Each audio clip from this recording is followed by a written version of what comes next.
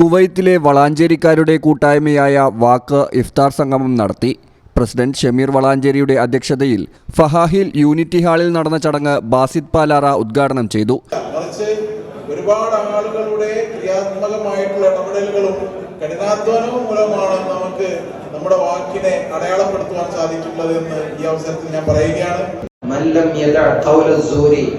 ഒരാൾ നോമ്പനുഷ്ഠിച്ചിട്ട് അദ്ദേഹം അനാവശ്യ പ്രവർത്തനങ്ങളും ഉപേക്ഷിച്ചിട്ടില്ല എങ്കിൽ അള്ളാഹുവിന്റെ റസൂൽ പറയുകയാണ്, അള്ളാഹുവിന് ഒരു കാര്യവുമില്ല, അള്ളാഹു അത്തരക്കാരുടെ നോമ്പല്ല നോക്കുന്നത് എന്ന് അള്ളാഹുവിന്റെ റസൂൽ.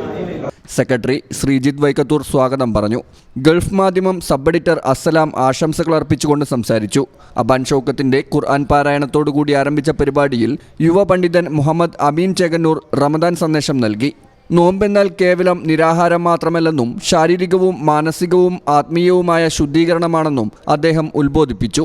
ട്രഷറർ ഫാസിൽ വടക്കുമുറി നന്ദി പ്രകാശിപ്പിച്ചു. ഫാരിസ് കല്ലൻ, ഫസൽ, പ്രജുൽ, ജുനൈദ്, നദീർ, ഫഹദ്, ലത്തീഫ് സമദ്, ഫക്രുദ്ദീൻ എന്നിവർ പരിപാടിക്ക് നേതൃത്വം നൽകി. ന്യൂസ് ഡെസ്ക് ഈ ചാനൽ. ഞങ്ങളെപ്പറ്റി നിങ്ങൾക്കല്ലേ കൂടുതൽ അറിയുന്നത്? പരിശുദ്ധിയുടെ സുവർണ പാരമ്പര്യം.